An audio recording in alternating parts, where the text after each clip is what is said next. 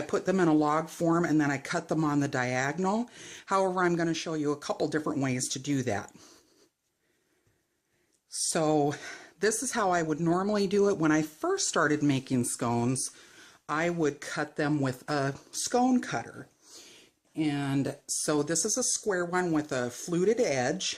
So basically you just flatten out into a circle and then you just push down and you cut that scone. Now that shows you that that's going to be a square. Now we also have a round straight edge cutter. So I'm going to work this back into a circle. Now you're going to push down. Now what everybody always wants to do, they always want to twist this. Don't do that, because when you twist it, it seals that edge and then the scone can't puff up the way it can if that edge remains unsealed. So just pull it up and there you go. There's your scone. So set that off to the side. This square one, what we're going to do is we are going to just cut that in half. So then you have a nice little petite scone when you cut it in half. Now as you see, this kind of came apart. Just push it, kind of pinch it back together. No worries there. Now for this one, what I do is I take and I put this in the form of a log, essentially.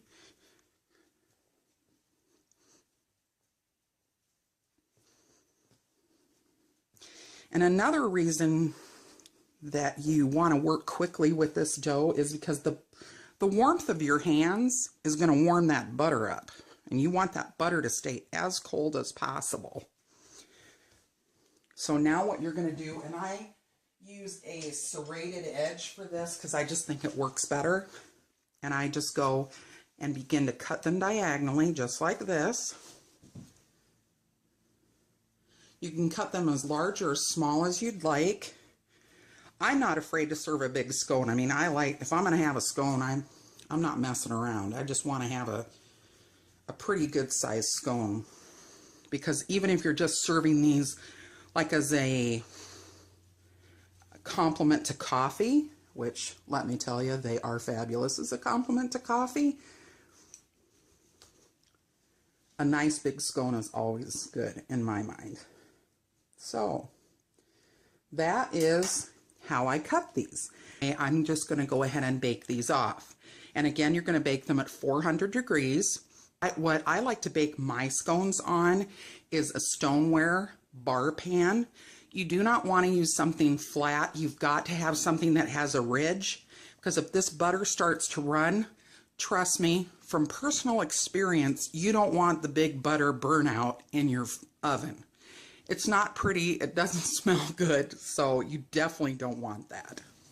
Now here are the scones on the stoneware bar pan. As you can see by the darkness along the edges, I have given my stoneware bar pan a lot of love over the last few years, so this is what I choose to make my scones on. You could also do it on a jelly roll pan with a piece of parchment paper. I've also used a jelly roll pan with a Silpat, which is a silicone liner for the jelly roll pan, and you can certainly do that as well. Now what we're going to do is we're going to slide them in the oven. Remember, that's a preheated 400 degree oven, very, very important. And so we're going to cook those for 12 minutes. That's the starting place. You're going to have to check them. And are they the consistent brown that you want? And also too, are they done? So you definitely want to be sure that those scones are done inside. And you can do that a couple different ways. You could take a cake tester and just slide it in and be sure that if it's moist, it's all right, but you don't want dough on that cake tester, or you can take a toothpick.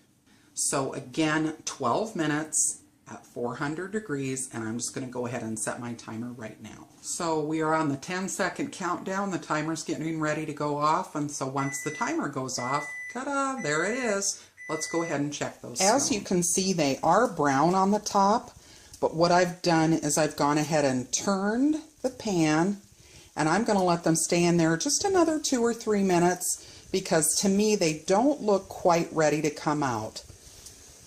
Now let's go ahead, we're going to check these scones, and they are beautiful. They are brown on the top. When I touch them, there's not a lot of give to the scone. So I am going to pull these out of the oven right now. So that was approximately 15 minutes that these cooked. So now I'm going to take them out of the oven. And again, just look how beautiful those turned out. Now while our scones have come out of the oven and they're cooling, we are just going to make a quick So now what we're going to do to make that glaze that we talked about, I'm just going to cut this orange in half, and then I'm going to take a fork.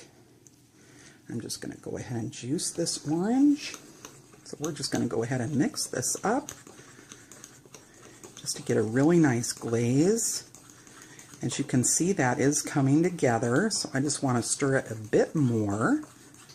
There you go, that will be the orange glaze. So now what we're going to do is we are just going to drizzle these as they cool, because as they cool, this glaze is just going to enhance the flavor of these scones. It's also going to sink into the cracks and crevices of the scones. And let me tell you what, a glaze, a very good glaze, can elevate a scone like nobody's business. So really important, if you would like to have a glaze, it's really good on scones. Now you may prefer just to have a scone that doesn't have a glaze, and that's totally fine. I personally do like a glaze every now and then. And some folks in our house, even though there's 12 tablespoons of butter in these scones, oh no, they're still going to add more butter. So there you go. That is the glaze that we just made on the orange cranberry scones. Thank you for joining us today. I hope you enjoy this scone recipe.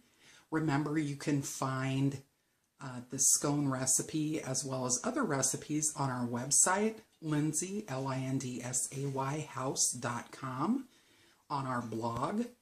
So we enjoy having you with us today, and we certainly look forward to seeing you again here on Breakfast with Judy. Enjoy.